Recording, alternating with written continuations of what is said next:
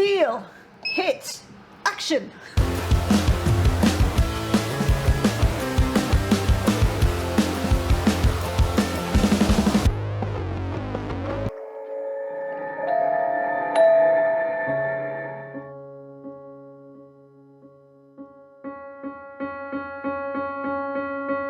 My name's Tracy and I'm a mortician. And I'm Trish and I'm not. And welcome back to another episode of Are you dying to know? As Trish is dying to know. I am.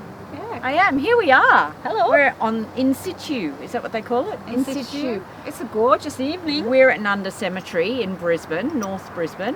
Yeah. One of the most historic cemeteries in the area. Mm-hmm. It's heritage listed, and we thought we'd take a little wander around and get out and about in the beautiful afternoon sunshine. Yeah, because it's the first time it's felt a little bit warmer. Yes, it's In lovely. a while, yeah. And there's some pretty interesting graves here. Yeah. We've had a bit of a wander and seen some interesting people, and thankfully the council has come through here and marked the graves of people who are of note as far as pioneers and settlers, Yeah. and some of the missionaries who settled this area. So this area here is known as Nunda now, but it used to be a region called German Station, and it was a settlement. Settled German people came out, and they were mainly missionaries, came out and settled this area in the 1800s. And here we have a grave. This one has quite a large family in it. There's an infant son over there. There's a 9-year-old little girl who died, Sarah.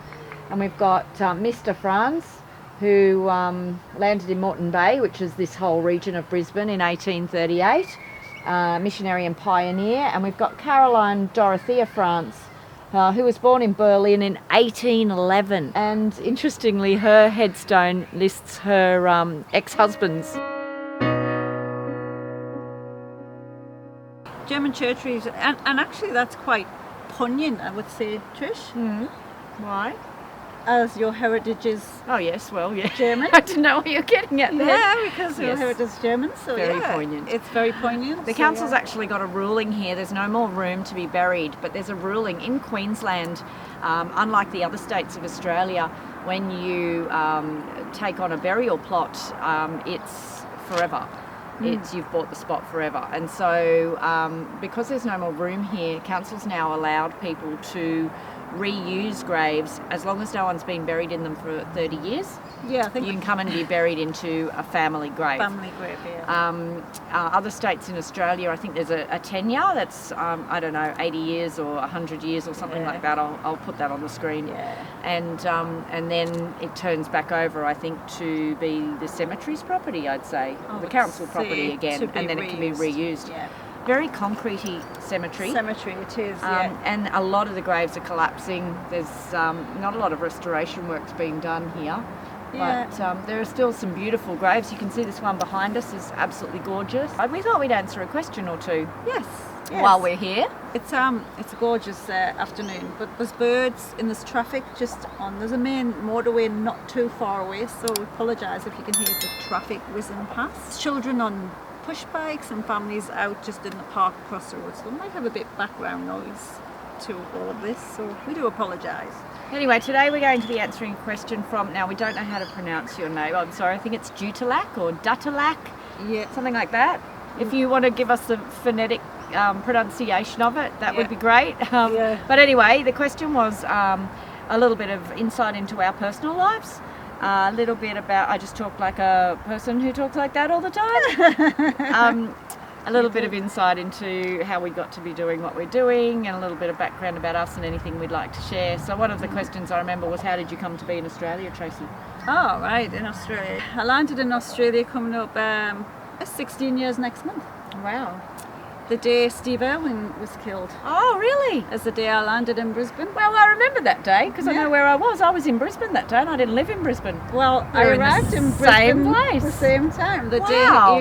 day he was killed. Wow. So so that was when I arrived in Queensland, Brisbane, with my husband, and we actually arrived that day with two people from another couple that we worked with for the blood service in the UK. They had also emigrated out to Australia too.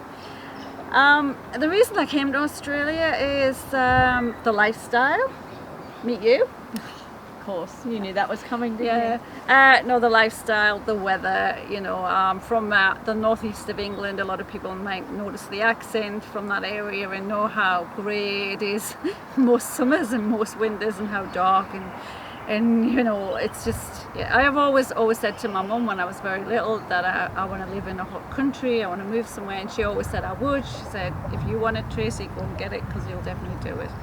And basically that's why I came to Australia, and the opportunities, there was a lot more opportunities here too for me in work, and also my husband. So that's the main reason we came here. We came to Queensland. We had been on holiday a few years previous before we started applying for the visa, because my older sister was already living here and she'd already been here 2 years. So we came and visit and went, yep, this is where we want to be. Let's get the process underway. And we did? Yes, so nice. Wasn't that lucky? Yes. Okay, So- cool. That's awesome. So how did you land in Brisbane? If you're not from Brisbane. We've lived everywhere. We've lived all around Australia. My husband and I are journalists, and as some of you will know, and he still is, and I am no longer.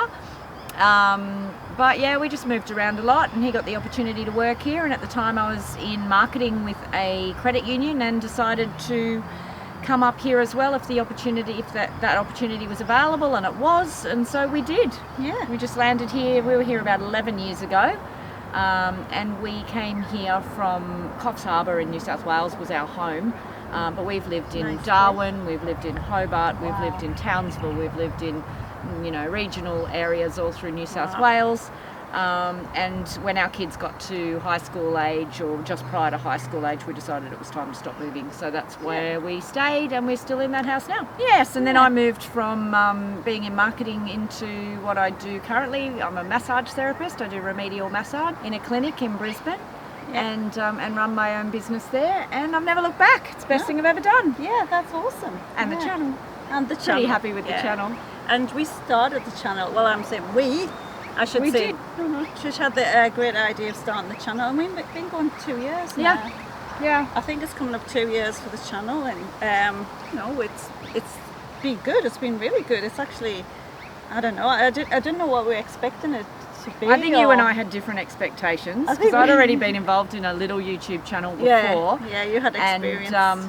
Channels I hadn't. And it was sort of, I felt like I really would have to convince Tracy to do this with me, because I knew it would be a great thing to do, and it would inform and help a lot of people. And I knew she Yeah. had the knowledge, and I wanted to help her get it out there. But I thought it was going to be more of a slog to convince her to do it. Until I put a camera up in front of her and realised how nervous she was in front of the camera when we first started off. Do you remember that? I remember. She was shitting herself. We used to have to do many takes, Takes, didn't you? Because yeah. I go, I can't do it. You have to stop. I can't do it.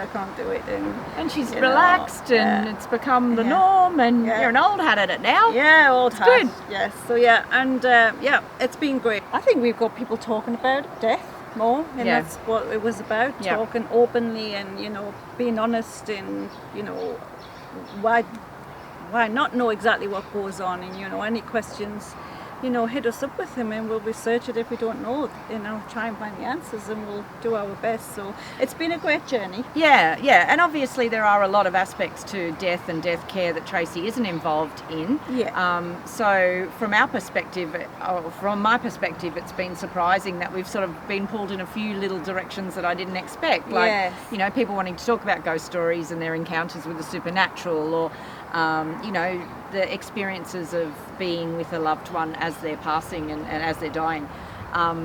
Those sort of things I didn't sort of expect to come our way. No, I didn't. I thought it would be more of a clinical, mortuary focused, Yeah. but it's interesting, and it's all part of the same thing. It's like us being here today. I mean, cemeteries are part of death, aren't they? Yes, as you know, we've talked to a lot of people by email and through the channel, and we've, I don't know, we feel like we've got a lot of friends, not as in we don't know you all personally, but we seem to have a little bit of your lives that connect with us through the channel, which And I is don't really know about interesting. you. I didn't expect that we would touch so many people. Like, a No. lot of people seem to have gotten a lot of comfort out of knowing exactly what's happened to their loved ones, and I never expected that.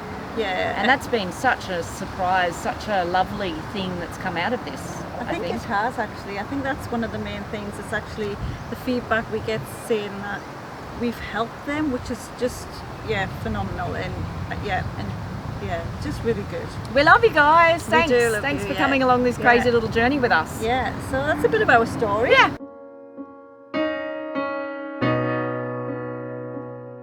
We've come across a gentleman called Horniblow, and his occupation apparently is Chief Locomotive Engineer. Can you believe it, with a name like Horniblow?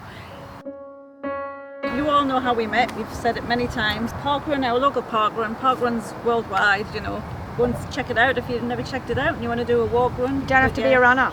You don't have You to can be. walk. Yeah. You can take your dog. Yeah, and that's great. how we met. Probably 8-9 years ago now. So yeah. We've So had a there lot you of go. adventures, haven't we? Okay, so we've got another question from Planty. It's one from a long time ago. Planty was asking about interstate transfers and international transfers and who coordinates them, and you know, anything you can sort of share about how that's done. Just before you answer that, there's a few children in the background and someone's not very happy, so sorry about the crying.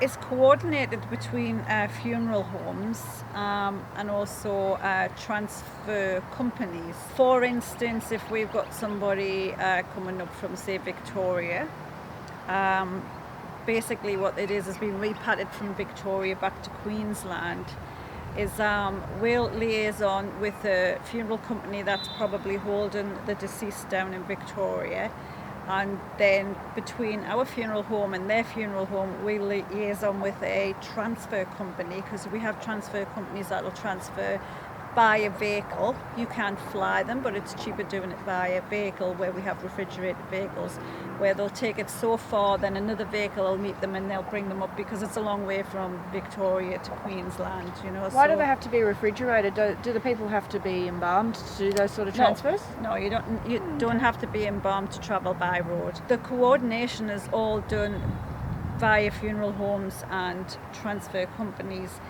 and there's a lot of paperwork that needs to be done. You've just had one recently that came quite a long way from Perth, didn't it?